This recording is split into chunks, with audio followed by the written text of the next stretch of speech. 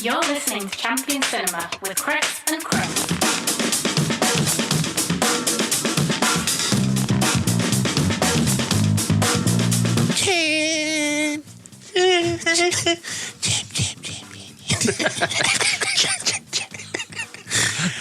Hello, folks. Welcome to Champion Cinema. I'm Chris with a Crystal Lake C.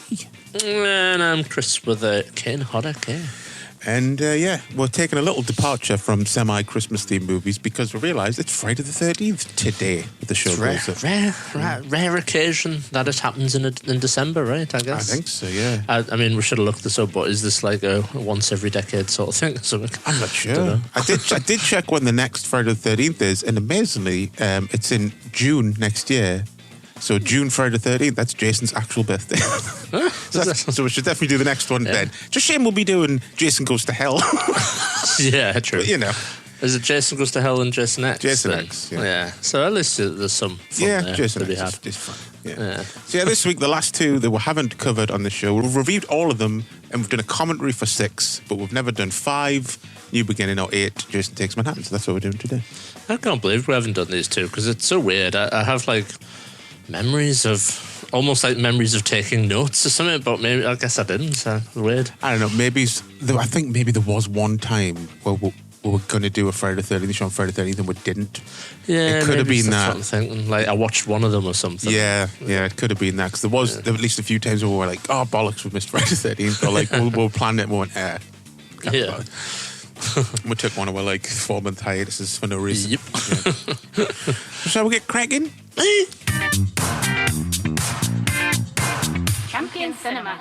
So Friday the 13th, Part 5, A New Beginning, came out in 1985, runs for 1 hour and 32 minutes, directed by Danny Steinman. It stars, it's a big cast list, John Shepard as Tommy Jarvis with a Corey Feldman cameo, Melanie Kinnaman as Pam, Richard Young as Matt, Tiffany Helm as Violet, Juliette Cummins as Robert, Jerry Pavlon as Jake, Shavar Ross as Reggie the Reckless, Miguel Nunes as Demon, Debbie Sue Voorhees as Tina, Dominic Brasier as Joey, Mark Venturini as Vic, Carol Locatell as Ethel, Ron Sloan as Junior, and Dick Wayand as Roy. Big Bad Roy. What's it about, though? Well, years after his encounter with Jason Voorhees, a deeply traumatized Tommy Jarvis is sent to a secluded halfway house for troubled teens. However, when gruesome murders begin to terrorize the community, suspicions arise. Who could it be? Is Jason back? No. Or is someone else taking up the hockey mask? Yeah. It's like, is it all these people that are trying to get you? No, it's Roy.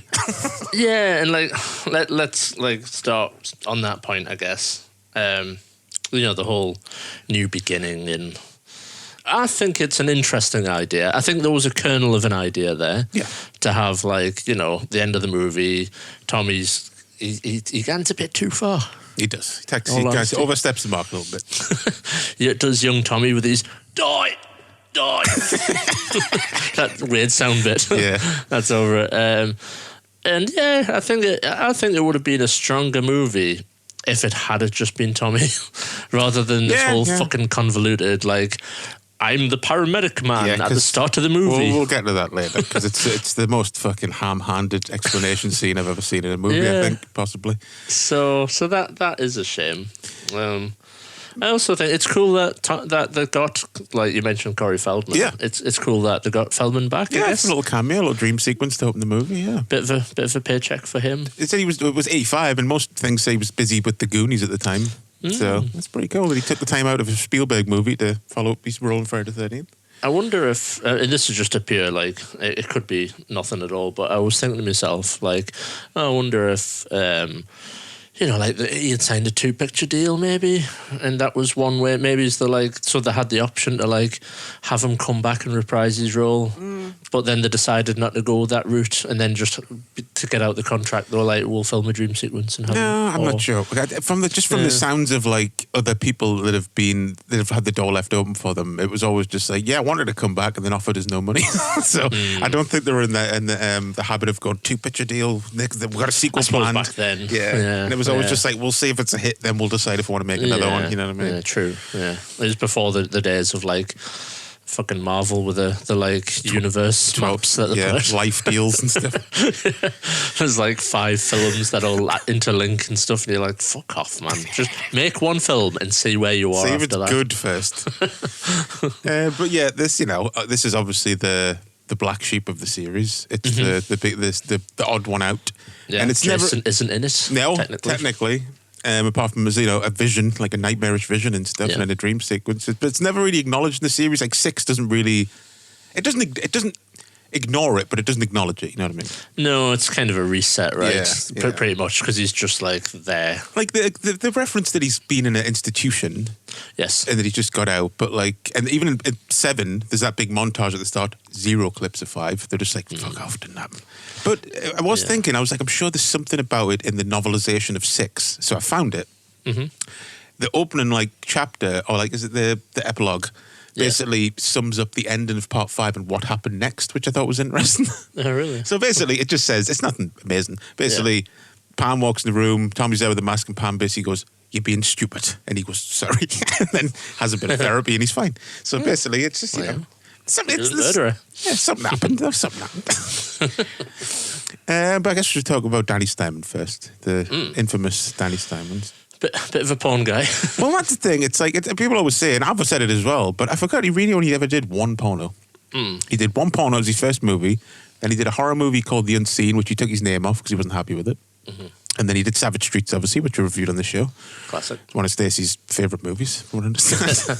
I mean, and also, if you see these 2 movies, like, without looking them up, you would be like, did the same person make these 2? Yeah. Because there's just, like, his DNA in these films, basically. Yeah. And then he did Friday 5, which, was a hit. It made money. It wasn't as big as Final Chapter, obviously. And like, apparently, like, the box office was like, opening weekend, number 1, and then quickly dropped off like in the 2nd and 3rd week and stuff. Yeah. But after this, he was in pre-production for this is just, I remember I've seen a preview poster years ago for this Last House on the Left 2.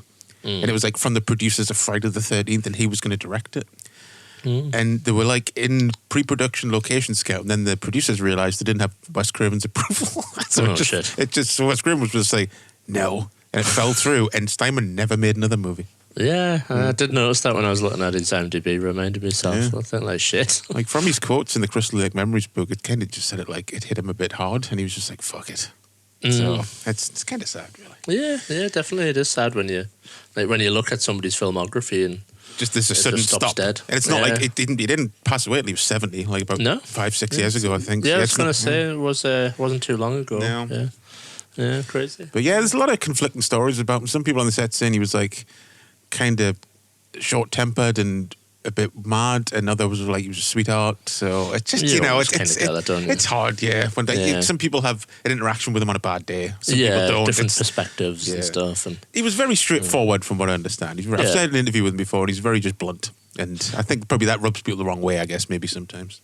I'll tell you one thing, he's obviously got like a clear vision of what he wants, because there is definitely a change in feel for the movie, whether it's good or bad, you know, like whether it's you like it or not, but there's definitely a stamp on this movie that like sets it apart from the other ones. Well, I've always thought, like, I think this is the last time the Friday the 13th movies have that classic 80s feel. I think 6 feels slicker from then on.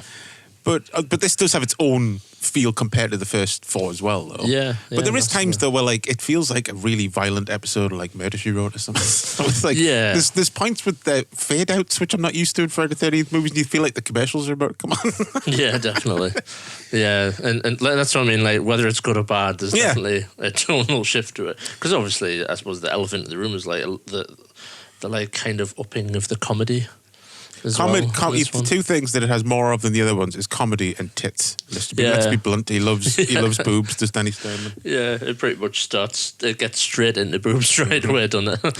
Like the girl at the diner. And it's just like, I guess, I mean, boobs in Jason movies are always like necessary to a certain degree. Yeah.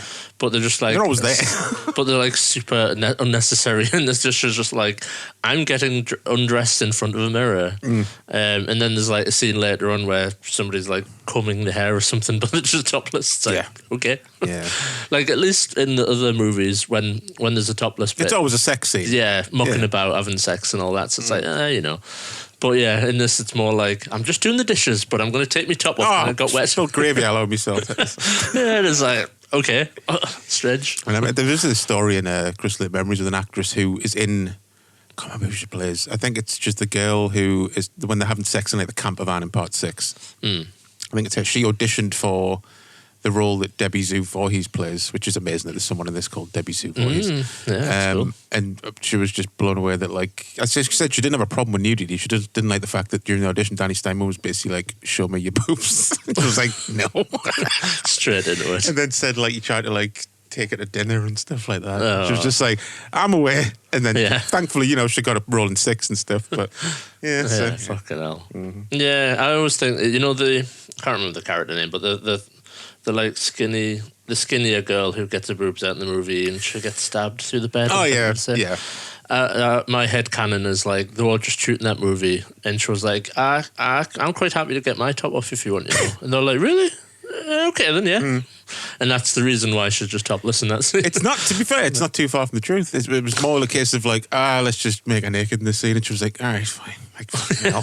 Just went along with it. Yeah. Grim. Yeah. I mean, I will say that I do love the, as far as like, what you're saying, it's a more comedy, but the opening dream sequence I think is really good. And it's funny that like, this one always gets ignored. But if you think about it, the opening dream sequence in this is essentially the first scene in part 6, but real. Yeah, and that's very confusing. That element. Whenever I like, if I haven't watched part 5 for a while and I start watching it, I'm like, all right, and then I start thinking like, so this is the film where there's like an old guy gets stabbed in the neck with a whiskey bottle and stuff. Because I just like they get merged together because of the opening is so similar. Yeah. It's like fuck. It's just kind of fun though that like that was his nightmare in this film, and it actually something that like when he goes to do that, it almost hits up. Stuff. Yeah, he like saw the future. Yeah, and they use the how do you pronounce it again? Dies Array, that dun dun dun music that was in the car and stuff in The Shining. They use that in this, and they use that heavily in part 6 as well. Just like license-free music, basically. Yeah, but it's the best piece of music to use for like evil's coming. Yeah, it's the most ominous piece of music. That and the Omen music, whatever that's called. Yeah, true. But I suppose, Tommy, this is the first big timeline jump in the series. So, timeline update, this is 1989. Oh, God. Just so you know. It gets confusing as shit. Like, there's parts in part 8 where you're like, when the fuck, what? Yeah, I'm sure like part 8 set in like 2025 or something. Or It's, technically it's something like that. I'll tell you. Hold on. It's 1998. Ah, right. Yeah. But, we'll get to it. Yeah. So, yeah, John Shepherd, who plays Tommy, apparently a bit of a method actor throughout the shoot. Really? So a bit difficult for some people. Dear. And he was also a devout Christian and was a little uncomfortable with all the sex and violence in the film. He has a Christian look about him. He does a little bit, yeah. I don't know why, but he's a buff Christian. That's what he is. Yeah, I don't mind him. I think he reminds us of like the guy in It. You know, I was just going to say fucking John Boy from the Waltons. That's always who I think he looks like. Yeah. It's just something about the look. It's like a 90s look almost. I know it's not in the 90s, but guys in the 90s started to have that kind of look with the certain hairstyle and stuff. Yeah, I know what you mean. Yeah. He doesn't have glasses at any point in this, because if he had glasses, he would look just like, what the fuck's the actor's name? I don't want to call him John Boy. It's so offensive to call someone like that character. That guy that did that thing. Yeah. The guy that's in that Bronson movie we might do. I'll have to edit it in later. Be like, Mr. Black. But yeah, Tommy, I don't know how, like, he's been obviously in like some sort of care between 4 and 5. Where did he learn to be fucking hard as fuck?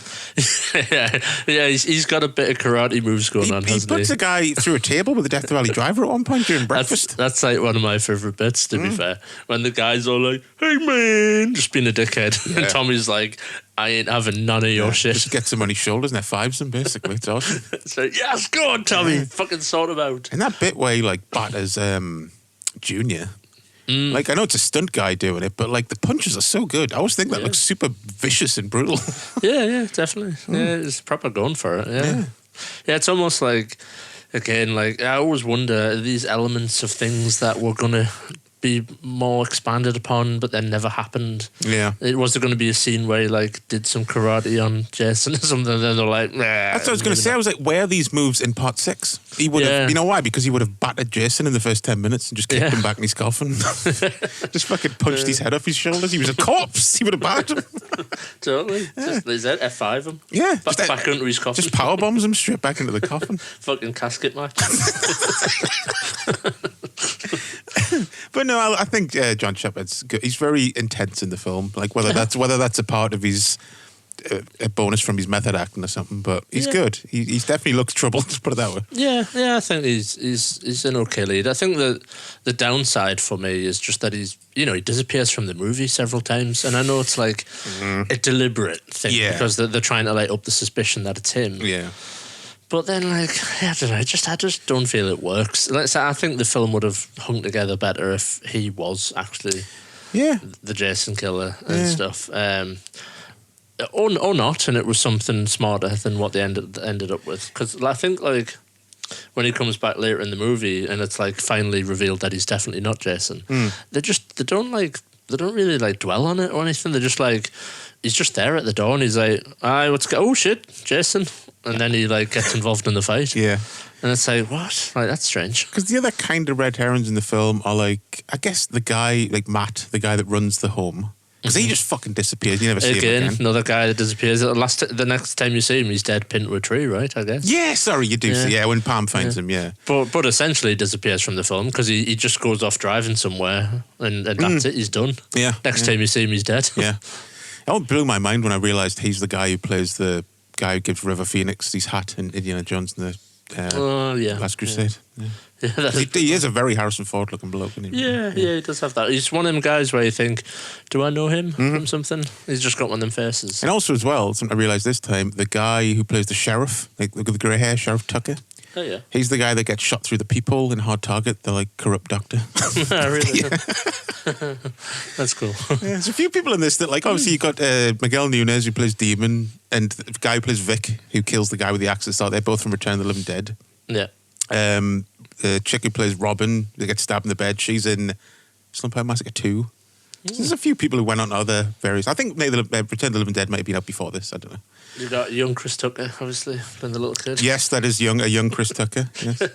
Just there's a bit like, I think it's when he goes to meet his brother, and he's hitting on the girl at the back in the van, and it's the fucking hell. That's a proper Chris Tucker face that he pulls. Like insanely, like similar to him. It's like I would believe they were brothers. The way he does it, he like kind of looks sideways at her with a big smile on his face. Yeah. Well, let's talk about that, I suppose, because all you can really say is "ooh, baby, ooh, baby." I always think, right, and I've made note of this. It's basically like they went, all right, we haven't got any lines for this scene. We weren't actually going to film the scene, but we've decided we are going to film it. Just ad-lib some stuff. It'll be fine. Just make some stuff up. And they were just like, okay. And they just had no patter between them. Because that's kind of what it comes off as. They just... And then, like, the bit when they just start singing for no reason. Yeah. It's like, what? I have it on very good authority that you and Stacey sing that to each other when you're doing a poo. Ooh, baby. I like to think that he started singing like Smooth Criminal or something, and they were like, no. Can't sing that. We're already fucking burning money here, son. I do like as well how, like, obviously the grandpa who's the cook at the home, like, refers to his other grandson by his stupid nickname. He's like, now you go and see Demon. I'm like, you wouldn't call him. No grandpa would be like, I'm not calling you fucking Demon. Exactly. Leroy, whatever your name is. Yeah, I'm having a look. Is it... no, he's just credited as Demon. Yeah, I was just wondering if he had a Sunday name in the credits. Bob. Jeremiah. Yeah. Some religious name. But yeah, I like his little Jackson-esque get-up that he's got. It's like a sort of black leather thriller outfit. Yeah. And the high comedy genius of damn enchiladas. Which is like... It's probably one of the more quoted lines from this movie, damn enchiladas. Yeah. I think he probably signs that at conventions. I would have thought so, yeah. Why not? Yeah. It just randomly has the shits. Like, people have... Because, there's always, like, loads of horror, like, references, some obscure horror references in The Simpsons and stuff. That episode where Homer's, like, hides in a portaloo and a a bull or a rhino's trying to like break into it and the spikes are coming through each side. You know, exactly like that scene. Everyone's always like, is that a reference to Friday the 13th 5? Could be. Yeah. 'Cause, I mean, Jesus, the Simpsons have referenced I Spit on Your Grave before, so I wouldn't put it past them to reference Friday. And obviously Jason's appeared in the show loads of times. Yeah, I wouldn't be surprised if it is then, yeah. As for probably the highlight of the film for me is Violet's body popping to Pseudo Echo in a bedroom. Yeah, me just because too. that tune's a fucking banger. That's why. And just the fact she's just in her bedroom doing it on her own, just body. It's like watch. Well, you mean you don't do that? I do that all the time. At the window and stuff. Yeah. You do it naked like the bad guy from Die Hard 2. That's exactly what I do. Colonel Sanders. That's what I do. Yeah, every Sunday. Fresh out the shower. Yeah, that's how I dry myself up. I just body pop. And then spin round and turn the TV off with the remote. Yeah, exactly. And then go, stupid. Don't know why I'm still quoting Die Hard 2, but well, you know. Lodged in my brain. One of my favourite bits in the movie is just, and I say this in air quotes, the fat kid. Oh, yeah. At the start of the movie, who they're just laid on thick. They're like, can you act fat? Because like he comes out with like a chocolate bar in his hand. It's almost like, I don't know, something from like Charlie Brown or something. And he's got chocolate on his face and stuff. It's on so his grim. fingers. Yeah. So Well, that's the thing. Apparently, according to him, the original script version was way more OTT, and he was like, "Can we tone it down?" Yeah, well, thank And Danny God. Steinman was like, "Yeah." Because it's already way over the top anyway. Yeah. And I'd always laugh at it's just the ridiculousness of the scene, you know. The fact that, it's ridiculous. Yeah. like, it's supposed to be this halfway house for troubled teens. Yeah. Yet there's some seemingly locked a total psychopath. An absolute psycho who amongst they're them. like, he's fucking mental. Let him chop the wood. Yeah, give him an axe. Give him an axe. Because it's just ridiculous that the movie just... I mean, obviously it's there for a purpose, which is explained later in the movie. But it sets the movie off in that, and it sets the tone for the movie as well. Yeah. That you don't really know what's going on. Well, there's the other thing, like, it's almost like as well that the way it zooms in on me, like, oh, is it him doing the killing? But like, they should have added a scene where he's escaped or something. Yeah, to put more doubt into it or something. Yeah, because they have that little shot of like the paramedic. Name's gone out of my head. Roy. Sorry. I'm always tempted to say Ned for some reason. Ned to the paramedic. Roy. So they kind of set it up. But I wonder if audiences got it. I wonder if at the end of the movie they were like, who? Yeah, I think the first time I saw it, I was like, who's that? Until the sheriff came in with like, here's my exposition wallet. Yeah, I'm Sheriff Exposition. Yeah, let's talk about Roy. I mean, it's a movie, it's Friday the 13th movie, and they want to like trick you, but it makes no sense how he has the same pain threshold as Jason. Yeah. He's getting fucking hit by trucks. He's getting stabbed in the dick with knives. Yeah. And he's fine. Climbing ladders and stuff after being stabbed. He's like, aye. Yeah. Yeah, it's so mental. And what's with the eye violence? Why does he keep fucking up people's eyes? Yeah, it's like this weird vendetta he's on. Like, I get it. He's going to go after... But even then, like, wouldn't he just go after the kid that killed his son? Yeah. Like, why is that scene missing? The first people he kills are just two fucking 50s greasers on the side of the road. It's what they do. He's just, I guess we're supposed to believe he's just totally lost the plot. He's snapped and he's just on a murderous rampage for no he's just reason. a big Fulci fan with his eye violence and stuff, maybe. So I've always wanted to try this. Yeah. Because, like, he gouges that girl's eyes out with the garden shears. Yeah, and then he wraps a... crushes that guy's head with a out. belt. Yeah. Yeah, weird. And then, of course, at the end where, like, the cop just explains to the audience why Roy was doing this and how he got the idea. So he opens his wallet. Roy has a fucking picture of himself in his wallet. So the audience is like, oh, okay, that guy. And then he has a picture of Joey from, like, yesterday in his wallet. And then like, why would he hide it? And clippings of... There's a fucking photo of Jason in the paper from, like, part 4. Who took that picture? It is strange, that, isn't it? Yeah. Although there's an interesting point. I'm going to get topical here. This will date the episode when we'll listen back to it. Because you think, like, who would carry stuff like that around? Yeah. But, like, so at this point in recording, it hasn't been proven yet, but the guy that killed that healthcare guy, the insurance guy, so the guy's been arrested now, obviously, and charged with murder. But he was, like, carrying around, like, written notes and stuff. like implicated him as like the killer, and he still had like the gun and stuff with him and things, and it just makes you think like, wouldn't you have gotten rid of that? Yeah. Would you carry notes about that basically implicates you as the killer? Or would you not toss Roy them did. straight away? Roy Well, that's did. what I mean. That's the point. It's like, so really, like, you know, you think, oh, that's silly. You wouldn't do that. Yeah. I guess you would. Some people would. What a perfect timing to be doing this movie. Yeah, totally. Very strange that people. I guess maybe we'll pin it down to it was like a sense of pride and accomplishment that Ryan was carrying around those things. Like maybe. he did it because think about it. The turnaround's pretty quick. His son dies that night. He kills people, so he was probably taking the newspaper clippings around with him, like his cliff notes, like every kill. And he was like, right, what else did he do? Yeah, he's like the Jason fella. What did he do? Yeah. He's got like a fucking Michael Myers mask on. Yeah. He's like got it wrong. People are like, who are you? He's like, isn't this the Master of the Killer War? No. No, that's the other bloke. Shit. That's another thing. Why did the police assumedly leave the hockey mask in Tommy's room? Yeah. And even if he took it, how come they weren't just like, what are you doing with that? Because it's fucking evidence, dickhead. Yeah. Yeah, just in the bed. I love the way it's in the drawer. Just it's the like drawer. perfectly Yeah. neatly in the drawer. Yeah. Yeah, I like to think that like a nurse put it in there. Or like, Yeah. there's your mask. I just fuck with him a bit. Because, like you said, the cliffhanger ending I do like it as an ending, a singular ending. It's a good ending. But, like, obviously they didn't go that way. So in an alternate timeline somewhere, there's a series where Tommy is the killer, the masked killer. So, it would have been interesting to see what they did with it. But Yeah, we'll never definitely. know. Take over the mantle sort of thing. Yeah. But then again, I'm not displeased with the route they went, like Zombie Jason and stuff either. No. So it's all good, I guess. But the film's at that point. Like, say what you want. I know that some people don't like 6 because it's more comedy based and stuff. And but the series did need, obviously, because like due to this, it needed a fresh coat. It needed something. Yeah, some yeah. change needed to Yeah. happen at that point when you're 6 movies in and your box office takings are dipping with each one and stuff. yeah, so. yeah.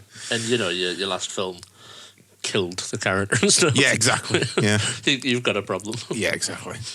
But of course, as with all these movies, to a point, like every death was censored because just every death was basically cut in half. Yeah, well, I was going to mention that about like a lot of the violence. There's a lot of violence in the movie. Don't get us wrong, but there's also like a lot of cut violence. You can tell. Oh yeah. Lots of like off-camera deaths, shadows, and blood splatting on things, and you never quite see things. And I know the MPAA, they wanted sex cutting out as well, weren't there? There was a lot. Oh, of that's sex another thing as scene and well. stuff. This scene apparently with Debbie Sue Voorhees, like that was the first thing the editor that brought on. Like that's the first scene he had to do, and he was just he was like, "What the? This is fucking porn." And he was like, "What am I?" You think he was like working with Spielberg before that, and he's like, "What the fuck am I doing here?" Oh, I'm in the bin. I think he said like I don't know if it was from the quote. It sounds like I don't know whether Danny Steinman was in the editing suite with him or was like the audio from the footage he was watching. But he said he could just hear Danny Steinman shouting "fucker" over and over again. I'm like, oh dear, that just sounds what a lovely environment that must have been. God. That was the first thing they shot as well. That sex scene. So that'd be a good Like, first day. what we're making here. Yeah, Jesus Christ, yeah. Oh, mad. Yeah, it's cool though. It is cool that she's in the movie. I know we've mentioned it already, but Yeah. it's cool that it's a voice. Yeah, and apparently she went on to be a school teacher. So Crazy. imagine she's your teacher and then you watch this on TV one night and go, wait a minute.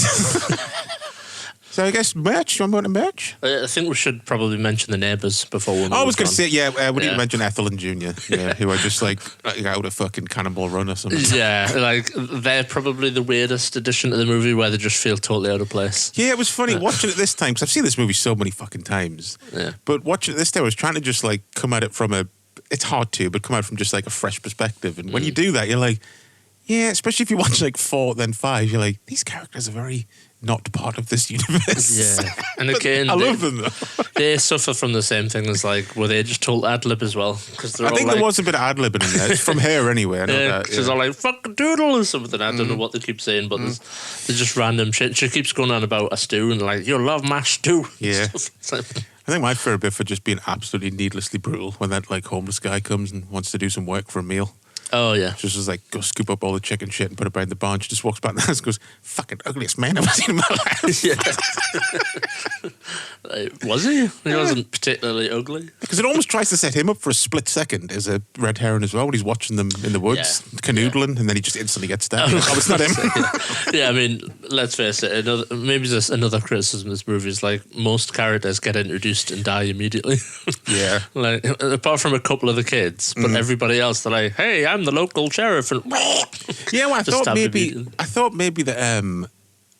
the Greaser kids. Like I thought maybe that was a reshoot, but I'm not sure if it is. I might just be thinking of one of the other movies. But it feels like it, doesn't it? How like I need more deaths quick because then on six, Yeah, in six, there's two characters where they just show up and die because it was a Yeah. reshoot because there wasn't enough kills in the movie. So that did tend to happen Just add them sometimes. Yeah. as I wrote in my notes, the forest shitter.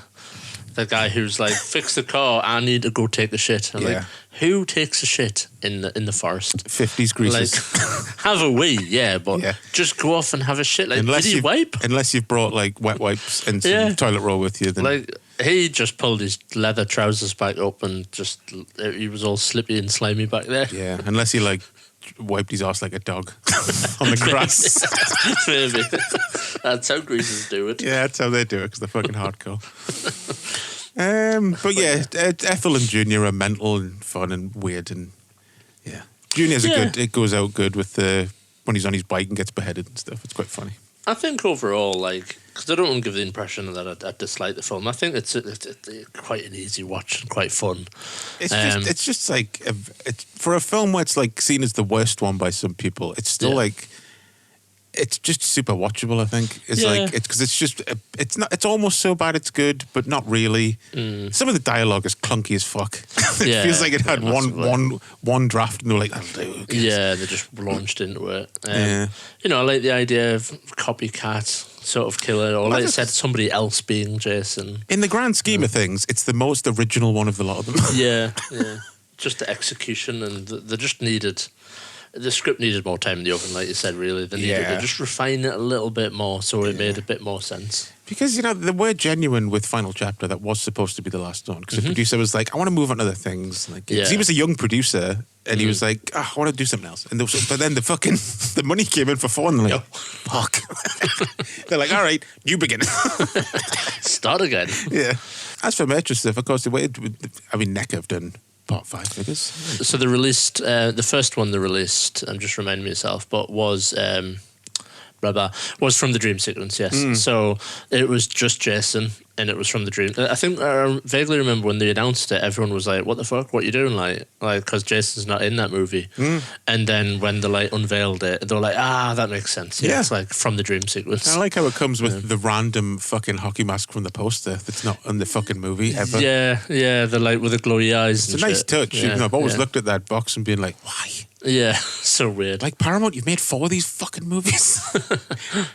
It's cool though. It's a cool little set that it comes with these like shitty headstones. I've always loved that the headstone where it's just bits of wood with just Jason voice, no fucking date of death or anything. Just Jason's buried here. It's cool. If you're quick to criticize that scene, you'd be like, why would they just bury him like that in the middle of nowhere, like and like bury him like 5 inches deep? Yeah. But then like you forgive the movie when you're like, it's a dream sequence. Fair play. But yeah, then so NECA released the second version, which again I remember like there was a bit of backlash. People were like, "Fuck's sake, another Part 5 figure? What you doing?" But it's actually like Roy this time, with the mask underneath and stuff. Yeah. So it's kind of cool. I guess they had to do that. Like one Christmas, you got me the one they did before that. I think that was NECA, wasn't it? The clothed one. Yeah. Because that's what I was saying. Like that little like Bowie knife there. Next to the spike and the shears. Like, that's the one I just noticed this time. You see, because I remember when you got us that figure, I was like, what's this knife? I don't remember it then. You say it for less than a second in the movie when he kills the homeless guy. Just and I was like, that's some attention to detail from NECA. That's cool. They're good for that, like their accessories and stuff. Tell you one thing, though, if you go back to the first figure, the box art, like that poster art, I always used to see the box for 5 in the video shop when I was a kid, and I just assumed, like, in my head, that was Jason. The guy standing there with the plaid shirt and the machete, and I would always be like, I don't know what those films are about. Very confusing. Yeah. So that's for poster art and stuff. I mean, there's plenty. Yeah, there's a few bits for Part 5, surprisingly. I like that John Godfrey one. That's nice. Yeah, it's kind of... Yeah, he's like the mask behind the mask sort of thing. It's like Roy with the blue hockey mask taking off Tommy's face. It's Yeah. pretty cool. Yeah. Yeah, I think if that was like an original poster at the time, I think people would be really like interested to know what the film was about. Yeah, you know like what I what the fuck are they doing now? mean? Like, huh? New beginning and stuff. Yeah. Much better than just a generic like mask. Like I said, that doesn't even appear in the film and stuff. Yeah, yeah. But yeah, that's really cool. There's a Jason Edmondson and Edmiston one, which is part of his. Oh yeah. He does like tons of art like this, where it's just the eyes. Yeah, I do of like the, that series he does. And I will say as well, we didn't talk about it, but I do love the blue chevron hockey mask. That is one of my favourite hockey masks. It's a cool look. It's a good look in it. Yeah. But what I like about this art is obviously just the like subtle nod that it's like Roy's eye. Yeah. Like it isn't just two black holes, and it's like a blue eye. So that's quite cool. Yeah. The Chris Garofalo prints, the light door prints, they're interesting. They're nice, yeah. Just Roy looking miffed. Yeah. But it just, I don't know, silhouetted on the mask sort of pattern. Yeah. Very cool. There's a bit of crossover with the artists that we're talking about in the vinyl. So I've included like the Matt Ryan Tobin. He did the artwork for Part 5. Yeah, that is nice. Well. With On like the Waxworks vinyl. The shears taking the place of the chevrons, which is nice as well. Yeah, so that's cool because I think we'll get to it, but in Part 8, Matt Ryan Tobin did some artwork for Part 8 as well. Cool. Yeah. So a little bit of crossover. Nice to see, because you wouldn't have got this right at the start of like figures and stuff coming out, but it's nice that Friday the 13th 5 gets some love nowadays, because I think it's a bit like the Halloween 3 of the series, where it's become more beloved over time. Yeah. Once people just put aside the baggage and, let a few years pass and just watch it as it is, as its own thing. Champion Cinema. Friday the 13th, Part 8, Jason Takes Manhattan. Surely does. AKA Jason Takes a Boat. AKA Jason takes a couple back alleys that were really just in Vancouver. I was going to say Jason takes Vancouver for a bit. Because we'll get to it, but he doesn't really take Manhattan. Spoilers. No. So released a little bit later in 1989. Longest runtime, not including the remake, at 1 hour 40 minutes, I think. Yeah. Quite a long one for a Jason movie. Directed by Rob Hedden, starring Jensen Daggett as Rennie Wickham. Some of these names are going to feel like very AI, I thought, when I was looking over. Scott Reeves as... NXT names, basically. Basically, yeah. Scott Reeves as Sean Robertson. Peter Mark Richmond as Charles McCulloch. Barbara Bingham as Colleen Van Dusen. Kane Hodder as Jason Voorhees. I was thinking, did I write Kane Hodder down? Shit. Martin Cummins as Wayne Webber. Charlene Martin as Tamara Mason. V.C. Dupree as Julius Gore. Gordon Curie as Miles Wolfe. And finally, Kelly Hu as Eva Watanabe. The lovely Kelly Hu. Who, by the way, has not aged since 1999. She knows. The only difference is grey hair. Very that's nice. it, and she looks exactly the same. She's got some good genetics, this Kelly Hu. So, we've kind of talked about it already. Yeah. But what is this film about? Well, so we start off where Jason was left at the end of Part 7 under Crystal Lake once again. But he's resurrected by a power line running across the bottom of Crystal Lake that was never there before. He climbs And shouldn't be there. And no, probably not. It's not very safe. He climbs aboard a cruise ship full of teens on their way to graduation to New York City, where he kills them off one by one until the remaining few reach New York, a.k.a. Vancouver, for about 15 minutes. Yeah. But yeah, despite it's always criticised for that, but they did genuinely, that was the plan, for it to be like... Yeah. First act on the boat, and then a big, they had loads of set pieces planned for New York and stuff, but the budget kept getting cut, and they were like, you can't do that anymore. You can't do that. And they're like, fuck. Okay, it's Canada then. Let's just pretend it's New York. Probably naive, in it, really, of them to have a plan they were going to film all around New York and stuff. And it's like, how much is that going to cost? Yeah. Especially, because it was always like, however much the last one made, it sort of said what the budget of the next one was going to be. So, and they were always making a little bit less. I think Part 7 did okay. They all did good for the first couple of weeks by this point, but Yeah. But yeah, you can't do a movie, it's more expensive to shoot in New York. So. Yeah. But yeah, something I don't think I'd read before in the Crystal Lake Memories book. I must skipped over, but he talks about the, we always joke about, such and such was almost cast as such and such. And all that stuff. Hey, this is straight from Rob Hedden's mouth. Like during the audition process for the Renee character, Pamela Anderson auditioned. Nice. As well as, remember Dee Dee Pfeiffer from Vamp, Michelle Oh, Pfeiffer's yeah. sister? She Yeah. auditioned. And Elizabeth Berkley from Saved by the Bell and Showgirls. They all Mad. auditioned. Yeah. Yeah, that's kind of cool. Yeah. Yeah. But I guess, I don't think they would have been right for this. They need more like, I don't know, like, not bookish, do you know what I mean? Yeah, I know what you mean. Yeah, a bit more innocent. I thought Dee Dee Pfeiffer would have been good because she's adorable. So But I think she does a really good job though. Jensen. She does. Daggett, yeah. She does, I think. Well, she does. Strangely, I mean, I don't know about you, but this film properly gives me '90s vibes, even though it was like '89. Oh, it's well, everyone's starting to look 90s now. Yeah, aren't they? yeah. Like the hair, and like when you first see Jensen, and she's got like Oh, the waistcoat. yeah, and it's like that screams '90s. The high waisted jeans, the baggy top, Yeah. and the waistcoat. Yeah. Yeah, and just some of the fashions, it's like, it's coming. The '90s is coming. Yeah, it's warning you. 90s are on the way. But yeah, she does a good job. But like I said, timeline wise, we're in 1998 now in the timeline. And I do love the opening of the film with the DJ's voiceover and then that Strange, isn't absolute banger of a tune, Darkest yeah. Side of the Night. And the montage in New York B-roll, which is pretty much the most you're going to see in New York. Yeah, it's kind of it like missells the movie to you. Almost, Oh, yeah, a little bit. You're like, this is going to be interesting. What they're going to do with this film? Yeah, and an hour in, you're like, still not there yet. Fucking hell. But yeah, there is parts where like Rob Hedden, he was working on the Friday the 13th TV show at the time because he did such a good job on that. They were like, oh, well, do you want to do the next movie? And he said, yeah. But he was never really a fan of it. I don't think he'd never really seen the movies. So he watched them all in a row. And you can kind of tell because it does feel in parts like it was written by someone who was vaguely aware of the movies. Because all of a sudden, once again, they bring some random crew members like Crazy Ralph for no fucking reason. He just knows Jason's back. I'm like, who are you? yeah. He just keeps popping up throughout the movie. Yeah. It's and until he just randomly dies. Yeah. And then there's the whole flashback to Renee as a kid being taught to swim at Crystal Lake. And it's insinuating Jason did actually grab her underwater when he was a child. Yeah. That flashback, it takes place in 93. So how the fuck does that make sense? Yeah. This is the trouble with the timeline, isn't it? Yeah, it's like they just forgot somewhere along the way that they'd skipped forward 5 years in 1985 and they just forgot.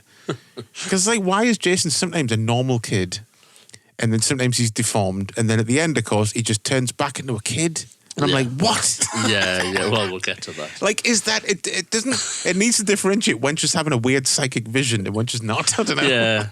Because if that's what that's supposed to be at the end, fine. But at least show it a bit more. consistent. Yeah, exactly. I was confused by the fact at one point when the apparition kid comes through the mirror, why does he look like Data from the Goonies? Basically.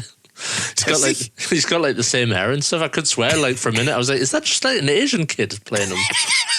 Coming through the mirror. I can't remember. If you look back, he's just I know which bit you mean, but I can't remember when we watched it last night. I've just been taking notice. He's got a little black bowl cut hair sort of thing going on, and it's like, what the fuck? They just not get the same kid in that They day. keep mixing the makeup. Sometimes he's bald, sometimes he's got hair, sometimes he's got a droopy eye, sometimes he doesn't. Yeah. Sometimes he looks like young Sloth from the Goonies. But I do like how this movie just the first post credit scene, once you get the you said the New York B-roll out there, it just gets straight into boobs. Oh yeah, and bum. It's right, bit of bum as well. It's this is what you're here for. It's oh god. It's I guess they just kind of get it out the way because maybe it's this. I think there's a little bit of nakedness later on. A little it's bit, almost yeah. They're just right, get the nakedness out the way. We'll take that box straight away. Straight away, yeah. Probably first day of shooting, they were like, let's just get the awkwardness out of the way first, so we can have a laugh. Yeah, this is the first going into the music. Like I said, of the opening tune and stuff the score. This is the first time Harry Manfredini didn't do the score. Called Fred Mullen. Yeah. It's probably the reason why. I forgot when it starts and it's the Paramount. It goes instead of key, my mama goes J, son. And I'm like, it's not fucking J.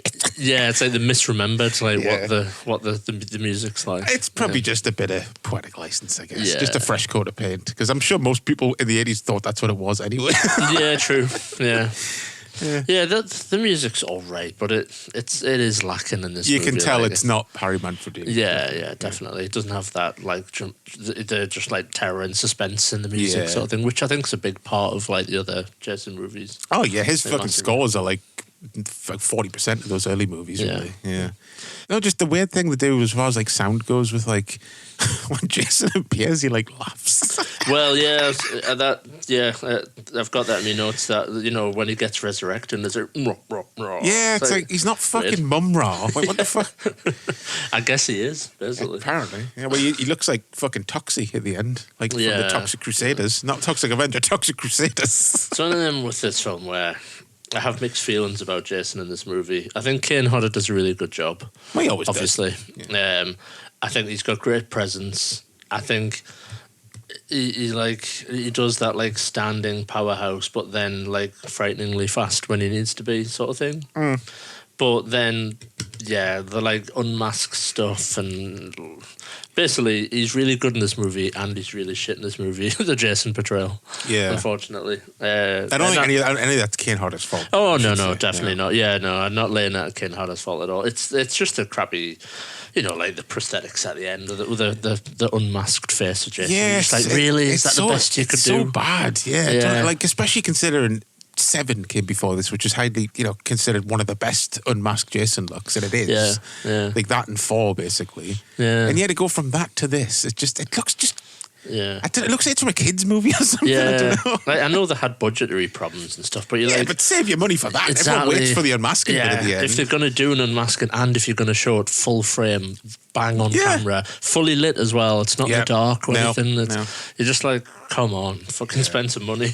It's like I've seen it a bunch of times, but it's always like a disappointment when it happens. I'm like, fucking hell, it's worse than I remember. Forgot about that. They need to do like the bloody special edition of that and like go back and do a George Lucas on it. Yeah, just put the part 7 face in there, bit more deformed. Yeah, get deep fake. Some guy on Twitter to deep fake it. Yeah, no one ever fixes shit like that. Yeah, should do. I do love the hockey mask in this one though.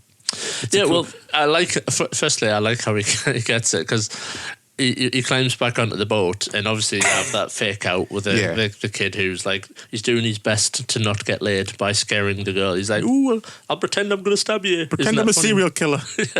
But then he like puts the mask down. Yeah. And like then Jason's like, "Ooh, new mask." But as I made in my notes, yeah, it's a new mask. It's all clean and that. But is it a new mask? Because it's got the axe mark. I know. It's like they're like confused about the mask itself. Yeah. Like, why would a new mask have the axe mark? What's this place he's buying these collectible Jason replicas from? That's what I want to know. Yeah, maybe in 1989. Like this morbid fascination that the community has. Maybe people are like dressing up as Jason, selling them in the co-op and that. Like Halloween. Yeah. I do like though when he obviously I love the shot when Jason like comes into the boat, like the room where they're having sex in or whatever, and he's got the harpoon. Yeah, I think that's like a great poster shot. That it is. Yeah. Or trailer moment, just him there. It's really, really cool. But then like he murders the lad, just guts him pretty much. Yeah, just jams like a fired harpoon into his guts, basically. Just whatever he's got in his hand, basically. But when he climbs out, this is the bit that I'm going to. So he climbs out of that room, and the girl's like hidden in like a little compartment, and you just see a long shot of Jason going, "Where the fuck is she?"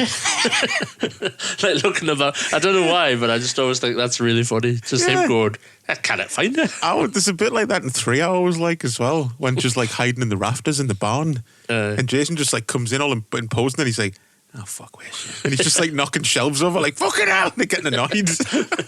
Like we need to see. I want to see a whole Jason movie that's like just him, like what just he does. Fed up Jason, kind of like what that fucking In a Violent Nature movie is. It just follows a Jason like character around as he goes around killing people.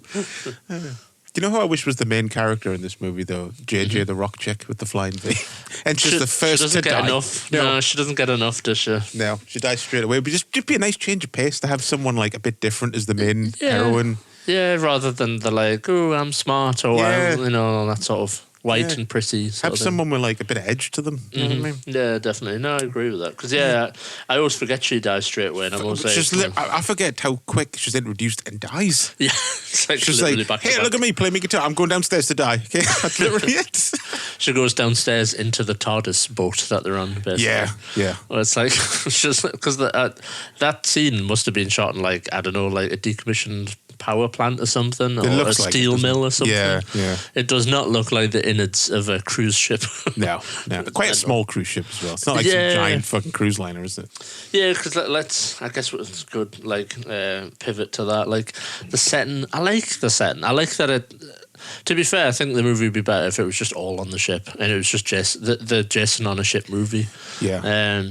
Jason takes to the seas. That's what it'll be called. He's got there's like little sailor hat on the mask. It's like Jason on the high seas. I would like that. But it's like they just couldn't get a good enough boat to film on. The boat's like shitty that they're on the ship. I'm not even going to call it a cruise ship because it's not. It's like a fucking Trawler boat or something. A trawler they're on. And they're trying to film it and hide the fact that it's not just a trawler and make out that it's some sort of big cruise ship. Yeah. But the setting itself is just kind of cruddy. Yeah. I don't like it. It doesn't look very interesting. No. They don't really use any of the like setting very well, I guess. Yeah, really. I mean, they should have like once they had got the ship, they should have added a few lines in there where the students are like, "It's a bit shit." Yeah, it's a bit big. Like, ugh. Like, has everyone got their up to date tetanus and stuff? Because it just feels really grotty. The thing that they're on, and obviously. The massive goof for the movies, the fact that we always laugh about the fact that they're in Camp Crystal Lake and they somehow managed to get to Manhattan. Yeah. On a boat. Like, how does that work? Well, it's more that how did Jason get from Camp Crystal Lake to the boat is what always fucks me up. Yeah. Because I think I know like the place they filmed the first one is New Jersey, so I think in canon Camp Crystal Lake is in New Jersey. So it's pretty close to New York. Yeah. But like, he's in a fucking lake. How did Jason get to the fucking sea and then to a boat? He's a good swimmer. It does not make any sense. No. Like, it isn't water his weakness anyway, as established in Freddy versus Jason, that's the facts in that film. Like, he's a fucking Pokemon or something. He's a Mogwai. He's half Mogwai. But yeah, just something I always hate when like prop departments fucking just do random shit. Like the chick with the guitar, JJ. Like one thing, either she plays guitar or the actress is really good at, because that's good guitar miming. Yeah. From someone who plays guitar, good. that's pretty good. That's not bad. But the prop department have just stuck the tremolo, like the whammy bar, on the place where the pickup switch goes. So it would make no fucking difference. It would literally probably rip your scratch plate off. Oh dear. I'm like, why the fuck is it there? Just get a flying V with a tremolo instead of just went, hey, just put it there. Fuck it, looks stupid. Yeah, what a random thing to change. Yeah. And I noticed on the art you sent us, the one with Jason with the guitar, the artist actually replicated that as well.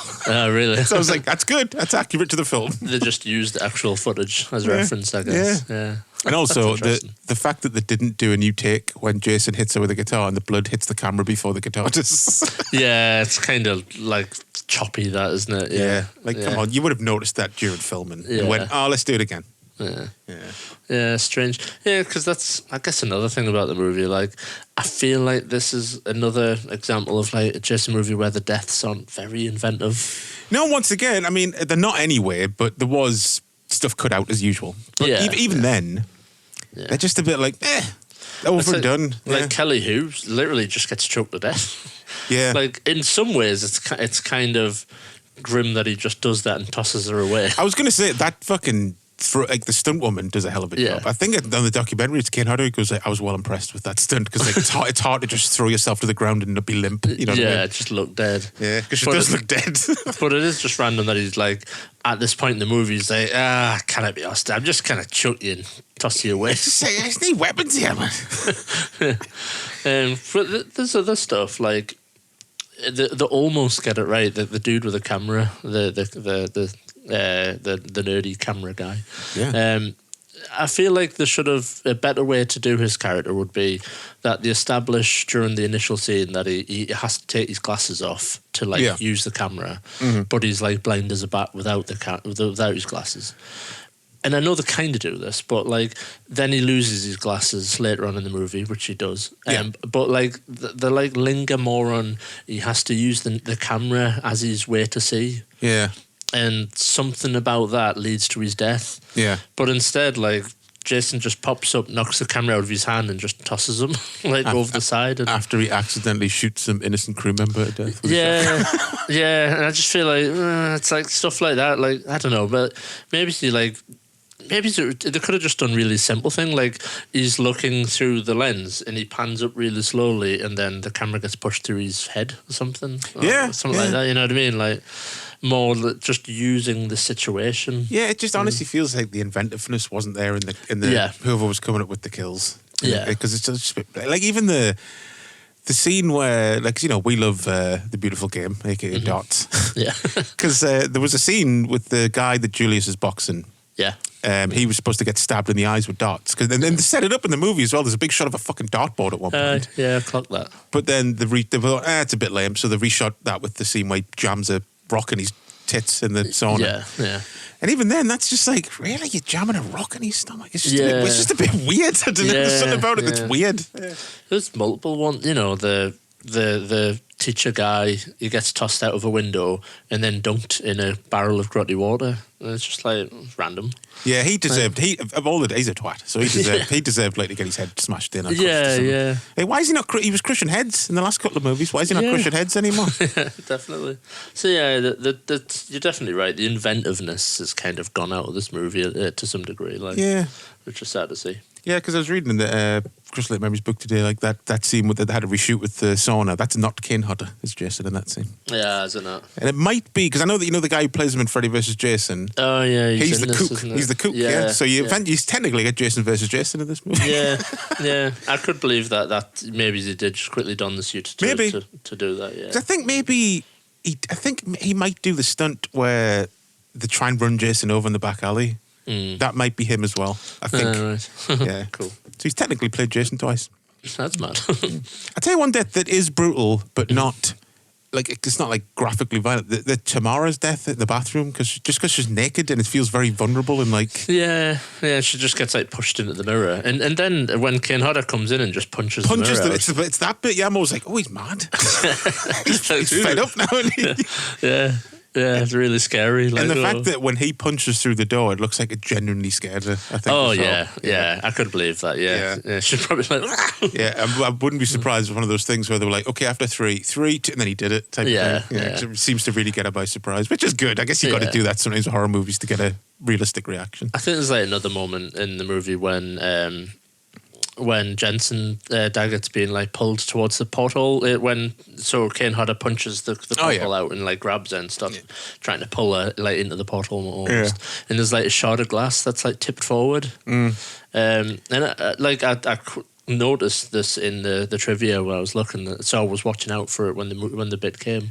Like the actress was genuinely like shitting herself because Kane Hodder couldn't see because of the mask and stuff.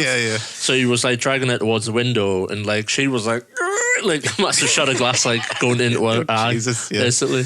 And it's too nervous to be like, "Can we stop, please?" Yeah, and it's like legitimate. Yeah, it's right there in her face. It's like fucking hell, like that's scary. I do always chuckle at that bit because it's like Jason couldn't. He was so impatient. He couldn't be asked to just walk around and go through the door. He was like, I'm just going to grab her through the window. Like, what was his plan? He's just going to, like, drag her through this teeny hole? I guess just choke her to death. Like I said, he's not feeling very inventive in this one, so he's just like, I'll just choke a bunch of people. Old school. I'm tired. I can't be bothered to come up with these inventive ways anymore. It's like, I always think that bit when he, is it Wayne, the video camera guy? When he chucks him into the thing and he goes on fire. Yeah, I always like the bit when Jason sets the fire alarm off. In my head, it's him going, "Fuck, it's getting a bit out of hand." But because it's why would you set the fire alarm off as Jason? It's a strange scene. I guess someone afterwards says like, "Well, he's trying to probably like lure us. Someone's trying to lure her down there. There's no fire." Yeah, true. But really, in my head, he's just like, "Oh fuck, we're gonna get on fire here." But I set the fire alarm off. There was one bit where I think it genuinely could have got interesting, where they all go to the control room and see that the captain's dead, and they all come together. Yeah, that could have went in a different direction, where like they all team up and just batter Jason for an hour. Yeah, but then they're like, oh, they're all teaming up, and then half of them get killed, and the other half are on the way to New York. So. Yeah, and then. Well, actually, before we move on, the weird scene when the slow motion where the captain gets his throat cut and there's no blood because of obviously censorship. That fucking bit where it just goes through a rainy window and cuts back and it's like because they've blatantly cut out some blood spill. Yeah. And like it goes full on slow motion, and even the audio is slow motion. So the captain's like, and it's like, what the fuck? Goes all Incredible Hulk for some reason. Yeah. But yeah, so for me, the movie really takes a nosedive when they just get to New York, basically. Yeah, yeah. I think that just the pacing of the movie suddenly like stutters massively. I mean, the which bits is weird. that are genuinely in like Times Square. Yeah, that's fun. That's another moment where you get like another iconic Jason shot where she turns around and the people part and he's just standing there doing the Kane Hodder shoulder breathing. Yeah.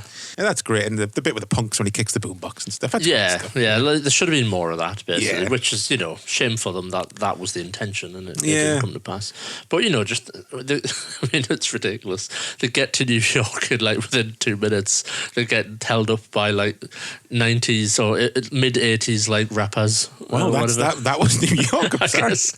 Just straight off the boat, they're like, give me your money. It's like the worst place to go in that time period when you're trying to get away from a psychopath. I guess, yeah.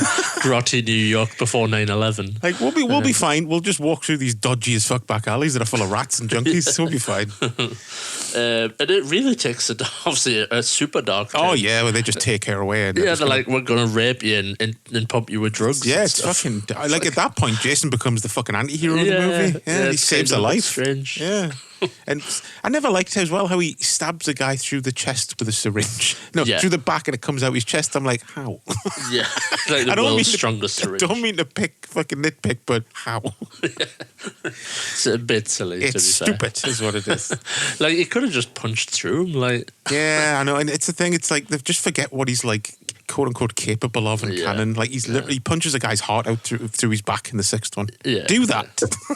well, and speaking of which, just to jump forward a little bit, but punching a guy's head straight off. You see, he can do it. He can do it. which is a really strange choice. I've got to be honest. I think I would have preferred if he just punched through his head. Did that whole thing where it's like there's just a big hole in his head. Yeah. Because punching his head, like I don't know, like the guy's just like a dummy or something. Yeah, the clean break. It's like a clean, just it's not even like flesh hanging out. It's just zip. I guess it's like it's a bit comedy. I guess. I mean, to be fair, this was the second one I ever saw. And I thought that was the funniest fucking thing ever when I first Did saw you? it. Yeah. It goes in the bin. Absolutely pissed myself laughing. Yeah. I was like, that's the best thing I've ever seen. That's what I mean. I suppose it's like, I guess I gotta accept it's just a bit of humour in the movie. Like the first three I saw were 1, 8, and then 7. So I'm like, 1, I'm like, where's fuck's Jason? And then 8, I'm like, that was amazing, the head bit, and then the sleeping bag bit. And 7, I was like, no, that's the best thing I've ever seen. Competing. Yeah. Good bits. And of course, where people always joke, like, oh yeah, Jason, like you're running away from him, then he's at the top of the stairs. This is the film it comes from. And it's Proper pretty much the only time he teleporter. does it where he's just literally teleporting. Yeah, it's ridiculous. Yeah, because he like tosses the teacher out the window. And then he's immediately outside, like, as he's landing, pretty much. And there's parts where it's almost like he's taunting them. Like, he's standing there as if to say, go on, run, see what happens. Yeah. I'm going to be right in front of you when you get to the top of them stairs. I do like the fact that in that video game they use that as a mechanic almost. Yeah, Like that is you can, quite like, fun. Zip around and stuff and that. It's kind of cool. They're like Jason Cam sort of Yeah, stuff. that's quite nice. Yeah. Rather than because nobody wants to see a Jason run, do they? Let's No. face it. Like Jason walks. Well, I do like Scary Jason in the early ones that'll literally just peg it after you until you're tired. Yeah, I guess. I just like the This Jason, though. inevitability Zombie Jason. of like Jason coming for you, and you can run, but he'll fucking get you eventually. I agree with Zombie Jason. Kane Hodder should never run at someone. No. That's what I was going to mention about the boxing thing with Julius and Jason. Oh, yeah. Like in the grander version of the film, that fight was supposed to take place in Madison Square Garden. Oh, was it? Yeah. So just some random rooftop. Yeah, this is going to be in like a boxing ring and shit. Yeah. I mean, it's a strange choice that he took to like box a hockey mask. To be fair. I know, and I like the realistic sound effects they use as well. It sounds like someone punching plastic. Yeah, it's like Jesus. Like maybe they should have lent on that more. Like his fists were totally fucked. Yeah. I know they kind of showed briefly. Yeah, they show like, his the blood. fists are bloody and stuff. But yeah, Yeah. he's got sort of like bones sticking out. Yeah, hardcore. But yeah, I do like the whole. Give me your best shot, and then he just grabs him, and winds it up. I like the way he grabs him as well, like just to get a good grip and a wind up. Yeah, I just like that Jason gives him the opportunity as well. He's like, "Go on, then. I'll give you a free 20 punches." Yeah, just showing off how hard he is. Isn't he? Yeah. I do like that one moment though where the they get a New York PD patrol officer for help, and he's the most Canadian sounding guy I've ever heard in your life. He's like, "What's wrong with you folks, eh?" You're like, "Jesus, come on! There's a big fucking difference between New York and Canada. At least try." Just dress him up in a uniform, and that's enough. That's what they assumed. Yeah. I like to think as well, like the whole setting's so weird. It's like, it's almost like a Silent Hill game. It's like they're in some sort of weird alternate reality where it's just alleyways. New York is graffiti. nothing but back alleys and junkies. Yeah. Like, where are all the people? Yeah.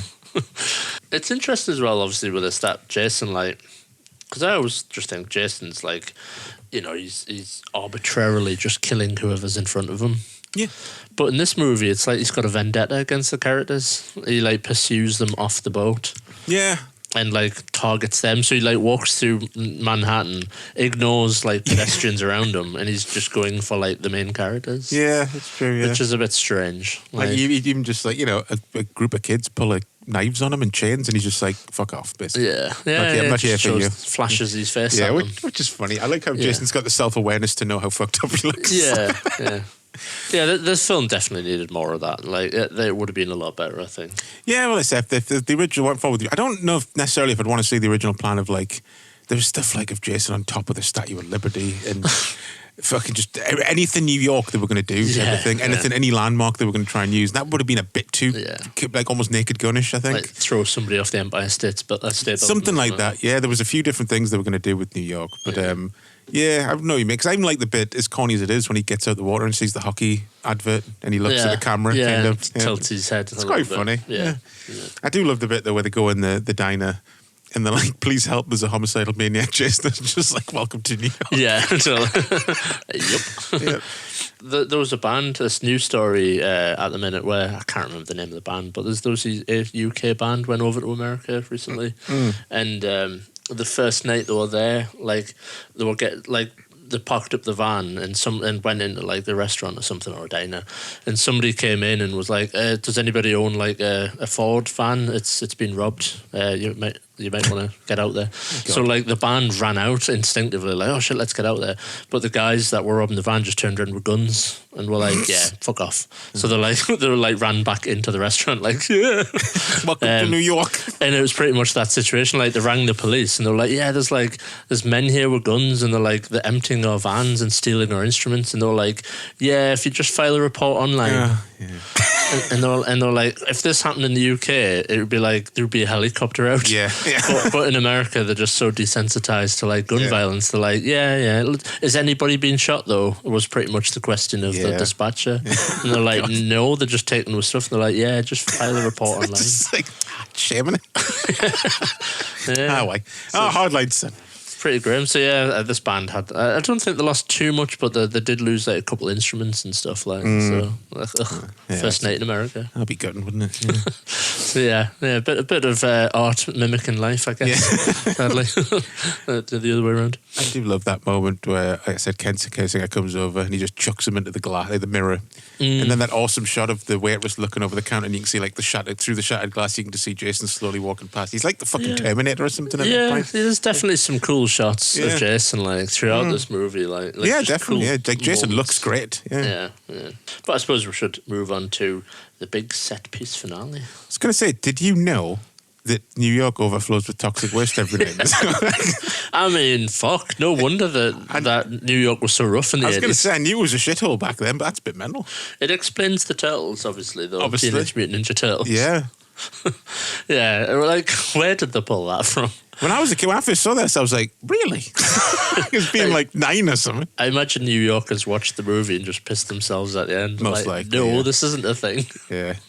It's kind of a big lie for a plot point of the movie. Be like, yeah, New York's got toxic waste running under it. Toxic waste. Yeah. in the well, not the subways, the sewers. Sewers. I always forget actually mentioning it that there is a subway bit. Yeah, there's a subway bit. I do always mention it. I forget that they do a little bit on the train and stuff, and it's like Predator 2 sort of thing. Yeah, someone needs to do a mashup. Yeah. Predator versus Jason. On the train. Bill That'd be Paxton. awesome. Bill Paxton trying to shoot Jason. I imagine you could probably edit that footage together, Probably. quite successfully. Yeah, definitely. Yeah. But yeah, the movie just goes kind of off the rails at this point. Yeah. This is kind of the point where I get really bored. It's like, your hands reaching for the remote. To be honest, I fast don't forward. even think I've just went, oh, fuck it. I just stopped watching it at that point Yeah. because I just don't really like the ending very much. Yeah. The whole him getting, does he get cleansed of the Jason demon? Something is that what they're trying to say? I don't know what they're fucking trying to say. It's fucking stupid. I don't get it. Like, is that her vision of like, oh, that was the little boy? It's like, you know, it was Jason. Yeah. I don't get it. Yeah. It's stupid. It's so weird. And the fact that you don't see the little kid like fading away, like, No. is that kid actually materialized? And is he just there in the sewers? Yeah, some like the next fucking guy's gonna come down and goes, just a dead kid down here. And they do like fucking like an autopsy. They're like, it's Jason, that kid from the 50s that drowned at Crystal Lake. What the fuck? It's like, is this like, so like being Jason? Is it like lycanthropy or something? Is it like being a werewolf? Like when you get shot at the end, you don't stay as a werewolf. You're like you go back to your human form. So like when Jason dies, he goes back to his child form. Maybe. Yeah. Is that what they're trying to say? Because I think like strange. everyone was always like, okay, so we know Jason Goes to Hell does take place after this movie. How the fuck did big hulking Jason get back to Crystal Lake? Because he's at the Crystal Lake at the start of that movie. Yeah, of course. And yeah. the thing, I don't know if it's in a fucking novelization or it's just fan canon, but like, they say like that was just her weird little vision she had, and that the water in the sewer just drifted him back to Crystal Lake. Yeah, I guess. Washed him How all the way else, back. how else are you gonna explain it? You know what I mean? And obviously, the massively weird tonal shift of the ending of the movie as well, where it's like they just climb out the sewers. It's kind of daylight. The sun's coming up, I think, maybe. Can't remember. But they share a little moment, a kiss. Toby the dog survives. Yep. And then they're pretty much just like, should we go look at the shops or something? Let's go get fucking Mackey's or something. And the camera just slowly pans to like, I guess is it Times Square? Yeah. I think. And then just ends, and it's like, I don't know, it just feels like weird. Like they really didn't know how they were going to end the movie, basically. Yeah. And it's like strange. Why end on like that slow? I guess you're expecting like Jason to like pop out or something, but it Yeah. just doesn't do that. No sequel bait. I'm assuming one of the original endings was probably one of the mad Statue of Liberty Empire State Building set pieces. So they were just like, I don't know, they're in New York and survive. And now they've got to explain to the police why all the classmates and teacher are dead. Yeah. Also, that fucking really grim bit where they crash the car and just leave the other teacher to burn to death. Oh yeah, yeah, of I course. forgot about that. When it happened, every time I watch it, I'm like, oh, that's so Yeah. brutal. And they just stand there and watch. Yeah. And they're just like, that's a shame. Yeah. It almost, I don't think it is, but it almost feels like the actress quit. Yeah. Because like it doesn't really show that she's unconscious or anything. They just get out the car first, and 5 minutes later they're like, "Oh shit, Mrs. The car explodes." So you're like, that's weird. They're like, will you do a topless scene? Just like, no. fuck off. They're like, okay, character dies. Oh, car. here's your new sides. You die. Maybe that is what happened. So yeah, that's Friday the 13th Party. Like I said, it's my least favourite of the original 8, but it's still, to me, it's still perfectly watchable. Yeah, true. It's at least it's like fun with a couple drinks to have on Yeah, background. yeah. Kind of goofy. Yeah. Jason at his goofiest. It's one of those ones where, like, when I haven't seen it for a few years and I watch it, I'll be like, it's shit, but I fully enjoy it. Yeah. For what it is, you know what I mean? And I can't say the same for, like, Freddy 5 or, like, Halloween 5 and 4 and stuff. Yeah. I can't say the same for that. I can't watch them. Quality drop off. Yeah, I can't just be like, it's just cozy daft. I'm just like, oh, shit. I think I just remember, like, with the trouble with the later Freddy movies is the only positive things I have generally to say about it is some of the special effects are quite impressive. Oh, yeah, they were always top-notch effects-wise. But, like, that's it. You know what I mean? Yeah. Story, acting, like, everything is like, ugh. I mean, you know what? At some point, we probably should do the Freddy sequels. Well, I think we've only ever covered, as far as Freddy movies go, we've only ever covered Elm Street 2 and Freddy vs. Jason. So we've got plenty to do. Yeah. Well, we're wrapping up this series, so. Yeah, exactly. Yeah, we'll have to move on to a couple of Elm Streets now and then. Yeah. Okay. So as for Moich and stuff, what we got? Yeah, so NECA sadly never got around to doing a part 8. No, they didn't, did they? Yeah, they did do a zombie Jason. Part I always forget is it part 6 and part nine. 6 and 7. 6, Yeah, 7, 8 is yeah. all zombie Jason. Yeah. Yeah, so I think they did like 6 and like Freddy versus Jason as well. Maybe. Yeah. But yeah, no 8, which was probably a shame, I guess.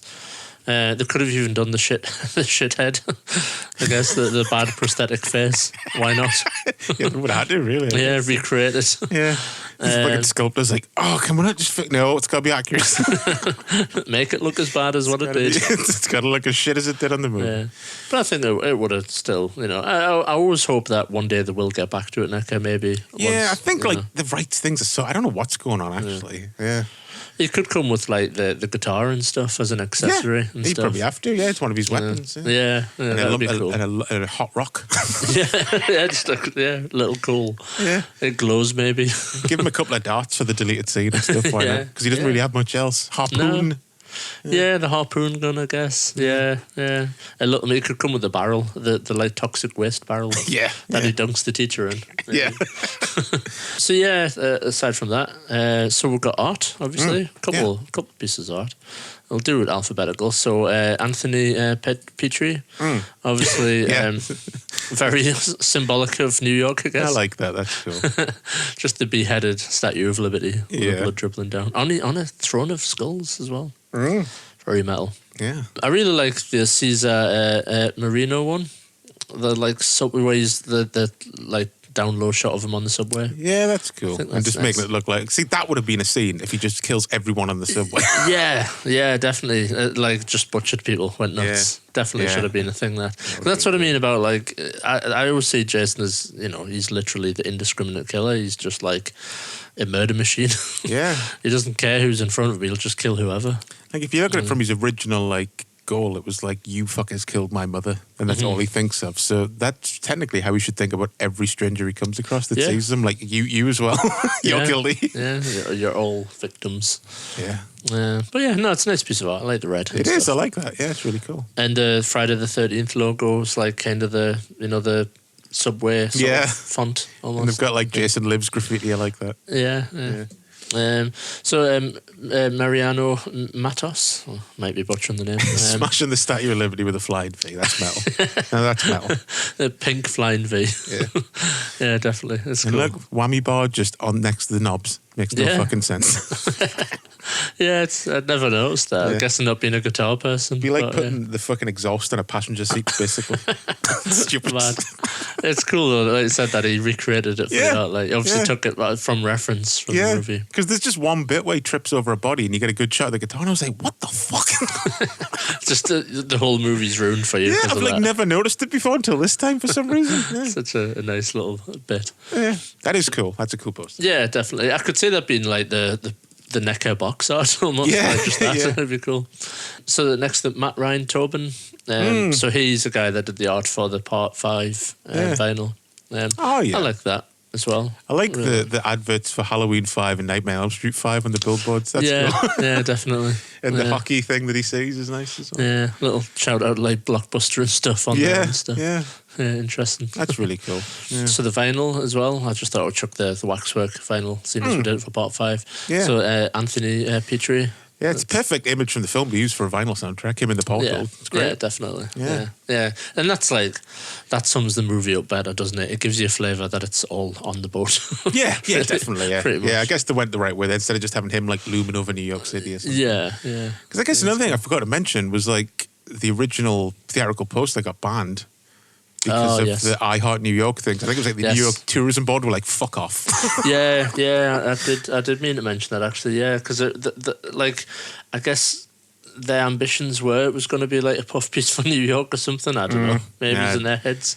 Yeah. But no, they were like, we don't want a murdering psychopath to be associated kind of the thing. with. They didn't want it like blending in with the actual I Heart New York image in New York and stuff. So like, you can't. So they're like, those original one sheets are like pretty much massive collector's items in front of 13 seconds. Yeah. I think I'm sure like NECA did something around that. I should have looked this up, but I think they did a Scream figure that came in like a box that was like I Heart New York or something. Oh yeah, like Scream 6 is in New York, I think. Yeah, and I think they did like a kind of a semi crossover and like did the Friday the 13th almost like look, but with Scream instead. That rings a bell actually. Yeah. Should I mention as well that this was the film where Kane Hodder went on Arsenio Hall as Jason to get interviewed Mad. and just sat there saying nothing. It's so fucking funny. Total in character. Yeah, just comes out with an. I think he's got an axe. Nice. And at one point, he like just looks sharply at Arsenio Hall and lunges for him. It's fucking hilarious. It's only obviously 5 minutes long. I know I've seen trivia of like Kane Hodder like didn't take off his like mask or anything at any point when they were filming like out on the street and stuff. No. He didn't want to like break the illusion that like there's Jason just stood about in the street. Yeah, because Cool. when they were filming that bit in Times Square with the punks and stuff, there was apparently just a huge crowd of people on the other side of the road. I could imagine. And he said he just used to like stand there and just slowly turn his head and they would all start screaming. And I was like, that must be so fucking fun. Yeah. God bless Kane Hodder. Yeah, definitely. Yeah. Yeah, I got choked by Kane Hodder. You did? Shout out to Kane Hodder. Yeah, you just went up and went, here's me list of kinks. Yeah, literally just went, and I think that's literally what I did. I just went up and went, hi, can you choke us please for the photo? Yeah. It's like, I'm not messing around, I know what I want. He was like, he just like shrugged and then grabbed us. And I was like, oh! Yeah. And you're like, yeah, that's what you said.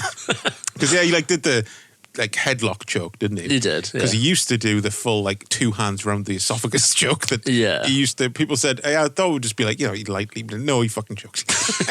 I think like maybe someone complained once because he's not allowed to do it anymore at conventions. I'm like, no, it's spoil like sports. hurt someone's larynx or something. Probably. They're like, thanks. There's your $60.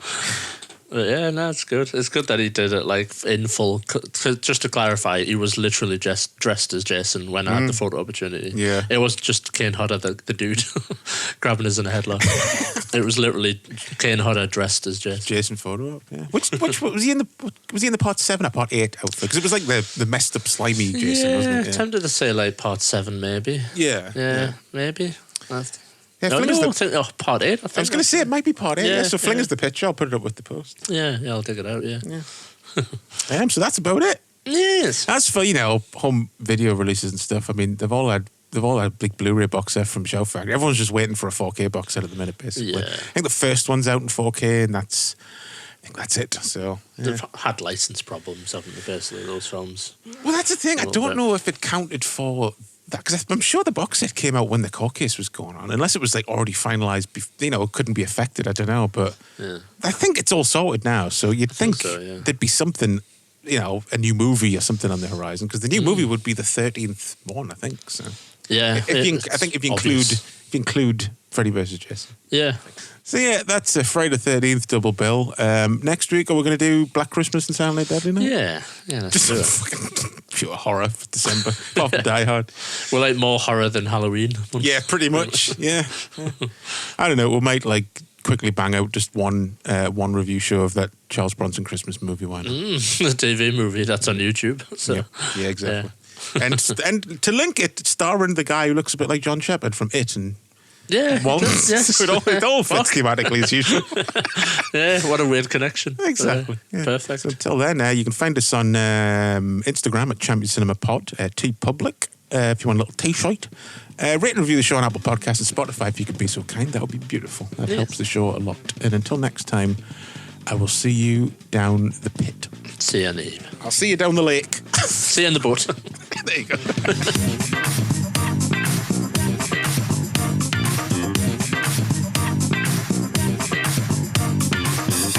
Champion Cinema.